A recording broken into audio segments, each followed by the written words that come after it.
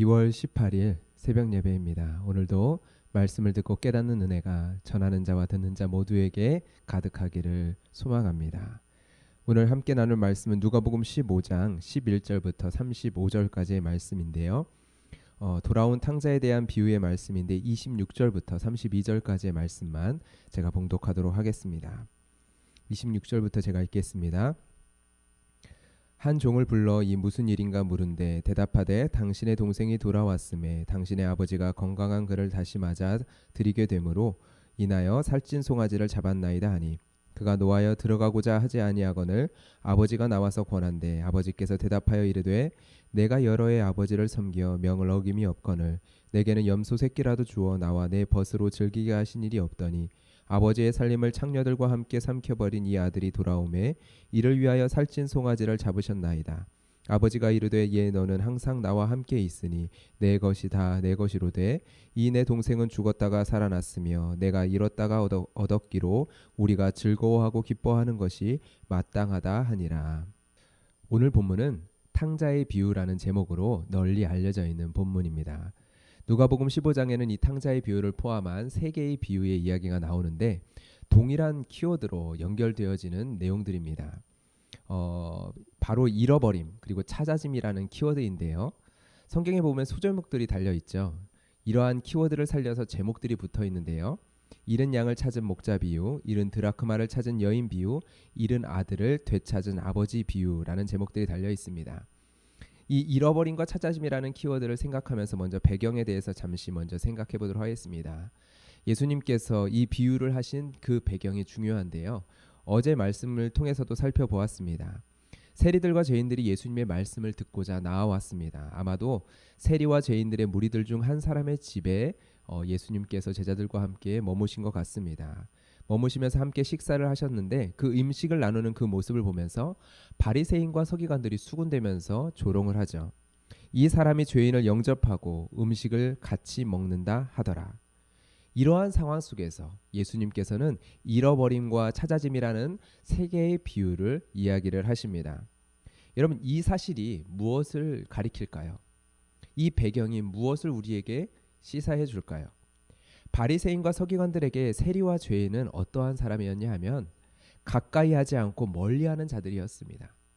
그들은 하나님 백성 밖에 있는 자들이었습니다. 바리새인과 서기관들이 생각했을 때 세리와 죄인들은요. 하나님의 언약의 축복 밖에 내어 쫓김을 받은 자들이었습니다. 그들은 더럽고 부정한 자들로서 함께 할 수 없는 자들이었습니다. 그렇기에 그들은 너무 우리와 다른 너희였죠. 너희는 우리와 함께 할 수 없다. 구분짓고 소외시키고 멀리할 대상들이었다라는 것입니다. 그런데 예수님께서는 그들이 어떠한 사람들이다라고 이야기를 하고 있습니까? 바리새인과 서기관들과 다르게 예수님께 나온 세리와 죄인들을 예수님께서는 어떻게 생각하고 있으십니까? 나의 소유다라고 말씀하고 계시는 것입니다. 나의 것, 나의 소유, 나와 함께 하나님 나라를 상속할 자들. 그런데 지금은 잠시 잃어버린 자들. 여러분 잃어버렸다라는 것에 무엇의 의미가 있습니까? 내 것이었는데 잠시 잃어버린. 여러분 세리와 죄인들이 예수님께는 그러하다라는 것입니다. 지금 예수님께서는 스스로 만들어낸 기준과 잣대를 가지고서 판단하고 정죄하고 구분지었던 바리새인들과 서기관들의 세계를 무너뜨리시고 계시는 것입니다. 바리새인과 서기관들이 이러한 구분을 했었던 이유, 여러분 어디에 있을까요?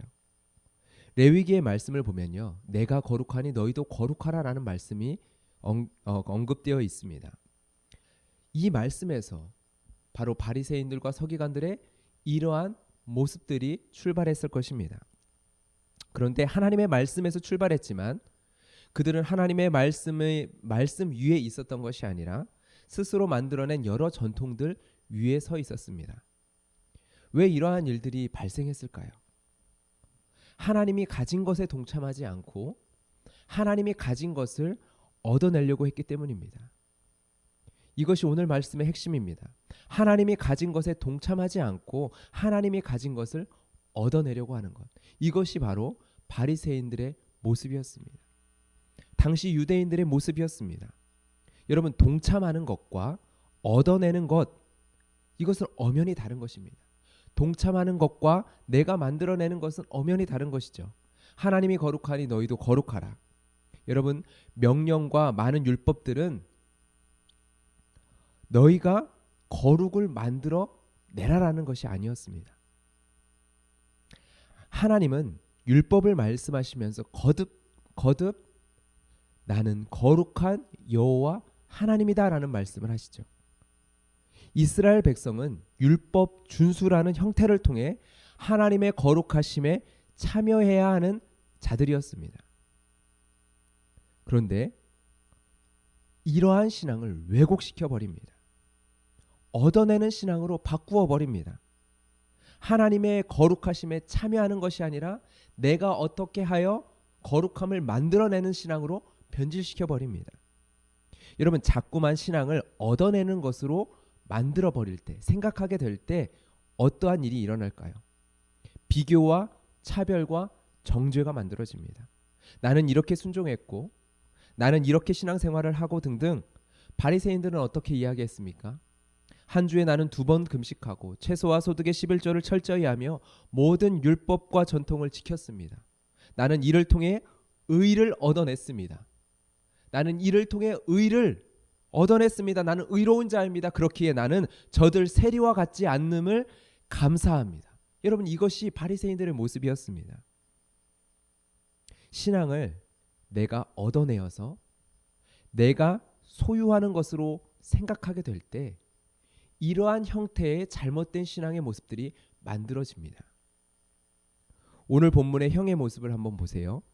아버지의 유산을 받아가서 탕진하고 돌아온 아들을 위해 아버지는요, 성대한 잔치를 엽니다. 그러나 큰아들은요, 노하여서 아버지의 그 잔치에 참여하기를 거부합니다. 왜 아버지의 잔치에 참여하지 않았을까요? 저 아들은 이러한 잔치를 받을 어떠한 것들도 행하지 않았다라고 생각하기 때문입니다. 만약 살찐 송아지를 얻는다면 아버지의 살림을 탕진한 저 아들이 아니라 나여야 되지 않습니까? 여러분, 이 큰아들은요, 아버지의 잔치에 참여하기를 거부합니다. 큰아들은 이렇게 이야기합니다. 자신은 아버지를 섬기며 명을 어기지 않았다라고요. 이를 통해 큰아들은 자신의 정당함, 자신의 의로움을 얻어냅니다. 스스로 챙겨가는 거죠. 스스로 나는 의롭다. 그러나 정작 아버지의 잔치에는 참여하지 않습니다. 아버지의 기쁨에는, 아버지의 사랑에는 참여하지 않습니다. 여러분, 도리어 가산을 탕진한 아들은 아버지의 잔치에 참여하고 있죠. 한 것이라고는 아무것도 없습니다. 단지 아버지께로 돌이켜 돌아온 것밖에는 아무것도 한 것이 없습니다.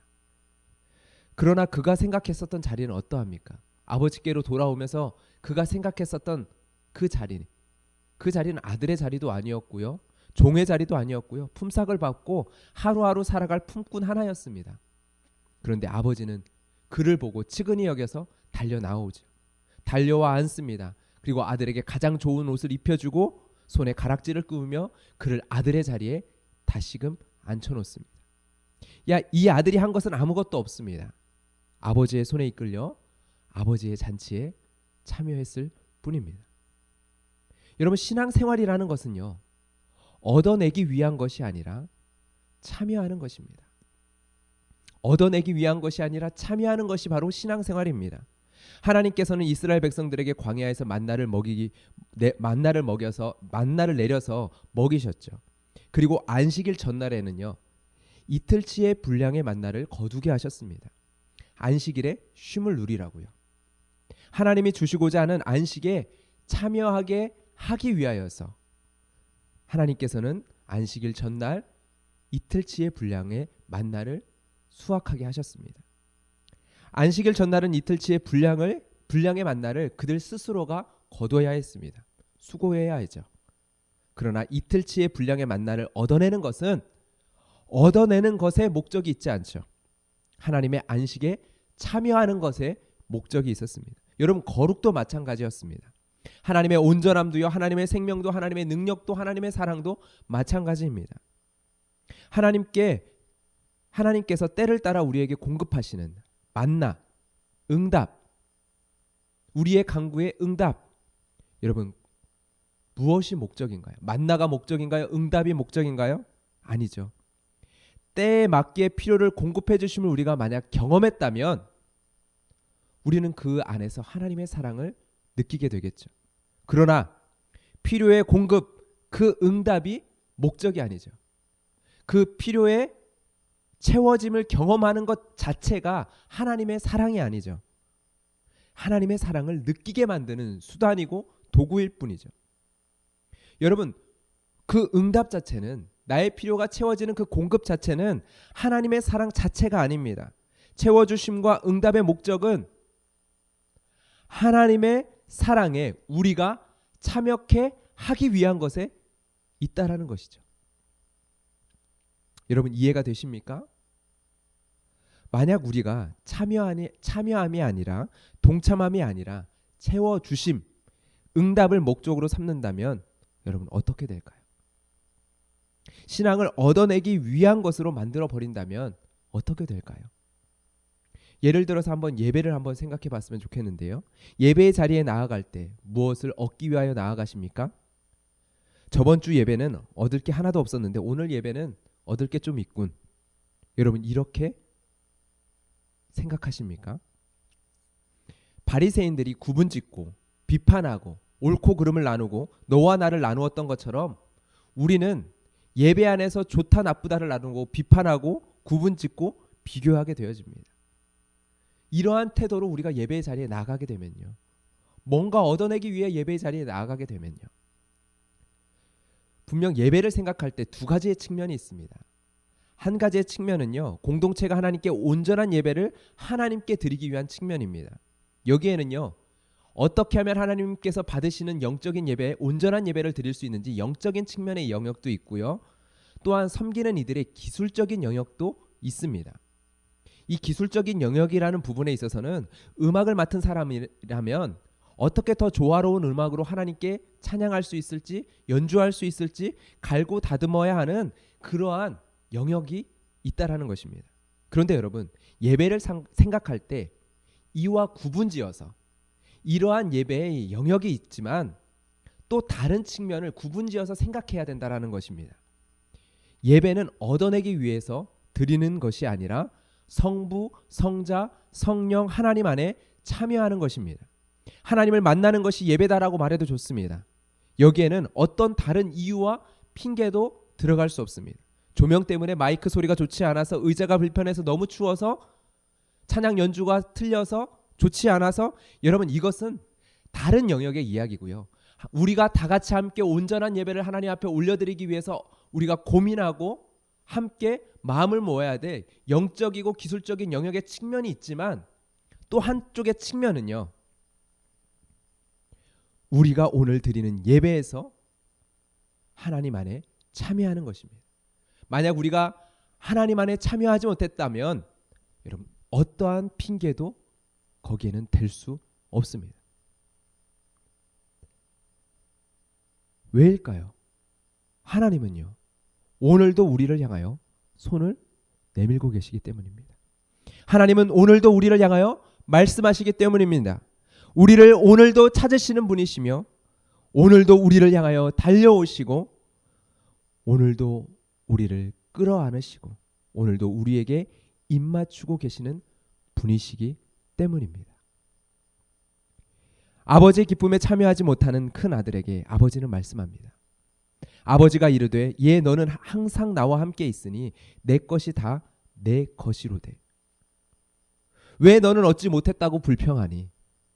너는 내가 아니라 내가 죽고 나서 너가 얻게 될 나의 재산에만 관심을 두고 있었던 것은 아니니? 너가 얻어낼 그 무엇에게만 관심을 두고 있었던 것은 아니니? 나의 명령을 지킨 것도 결국 너가 얻어낼 것을 위한 행동이었을 뿐인 것은 아니니? 얘야, 그런데 나는 항상 너와 함께 있었단다. 그리고 언제나 내 것이 너의 것이었단다. 언제나 너는 나의 모든 것에 참여할 수 있는 자였단다. 오늘 나의 기쁨에 함께 참여하자. 여러분, 이것이 아버지의 이야기였습니다. 오늘도 하나님의 기쁨에, 하나님의 사랑에, 하나님의 거룩하심에, 하나님의 온전하심에, 하나님의 능력에 참여하는 여러분들이 되시기를 주님의 이름으로 축복합니다. 오늘도 하나님의 부요하심에 참여할 수 있는 하늘 아버지의 아들의 자리에 우리를 앉혀주시고 우리를 불러주신 그 하나님을 기억하며 그 부요하심에 참여하는 여러분들이 되기를 주님의 이름으로 축복합니다.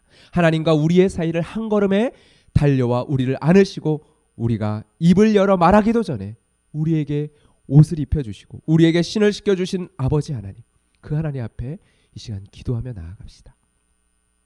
하나님, 그 잔치에 참여케 하신 하나님, 오늘도 그 하나님 안에 참여케 하여 주시옵소서. 이 놀라운 신앙의 신비, 기도의 신비, 예배의 신비를 맛보게 하여 주시옵소서. 하나님의 잔치에, 하나님의 부요하심에 참여하지 못하도록 가로막고 있는 것이 무엇입니까? 내 안에 얻어내고자 하는 신앙의 모습을 가지고 있는 모습이 무엇입니까? 바리새인과 같은 모습들이 내 안에 무엇이 있습니까? 주님, 있다면 깨트려 주시고 오늘도 주의 말씀을 통하여 하나님 안에, 하나님의 그 부요하심 안에 참여하여 이 시간 누리고 맛보며 그 힘과 능력으로 나아갈 수 있는 오늘 하루가 되게 하여 주시옵소서. 같이 함께 말씀을 기억하며 기도하겠습니다. 하나님 아버지, 감사합니다. 오늘도 주의 말씀을 기억하며 주의 말씀을 의지하며 이 시간 나아갑니다. 주여, 우리를 붙들어 주시고 우리와 함께 하시는 주님 감사합니다. 오늘도 잃어버린 자를 향하여 찾아오시며 주의 손을 내미시며 바라보시고 찾으실 때 기뻐하시고 그 기쁨을 감추지 못하고 하나님, 주님의 그 놀라운 기쁨의 잔치에 참여케 하신 하나님, 그 주님이 우리의 아버지 되심을 하나님 이 시간 오늘도 믿고 나아갑니다.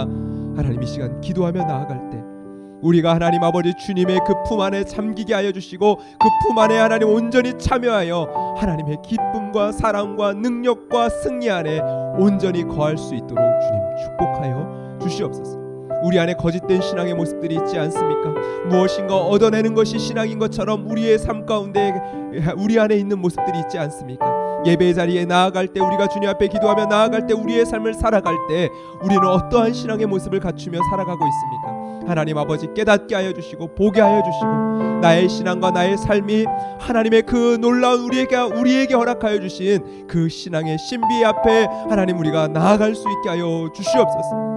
우리가 무엇인가를 주님 앞에서 받아내는 것이 아니라 이 모든 부요하심을 가신 하나님 안에 우리가 이 예배 가운데, 이 시간의 기도 가운데 동참하여 짐으로 그 하나님의 품과 하나님의 잔치에 참여함으로 말미암아 이미 우리에게 허락된 하나님의 모든 것이 우리에게 있음을 우리가 맛보아 누리며 살아가는 우리의 삶이 되게 하여 주시옵소서.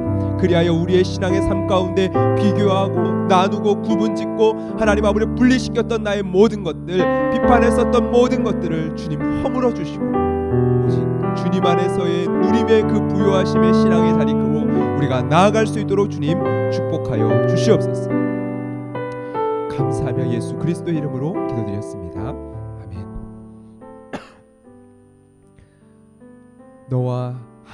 너는 항상 나와 함께 있어 내 것이 다 내 것이로다 말씀하시는 하나님 아버지, 하늘 아버지의 음성 안에서 이 시간 우리의 필요를 주님께 구하며 나의 삶 가운데 하나님의 기쁨을 마음껏 누리고 나누는 삶이 되게 하여 달라고, 우리 그러한 마음으로 우리의 모든 기도의 제목을 또한 주님 앞에 아뢰며 이 시간 기도하며 나가도록 하겠습니다.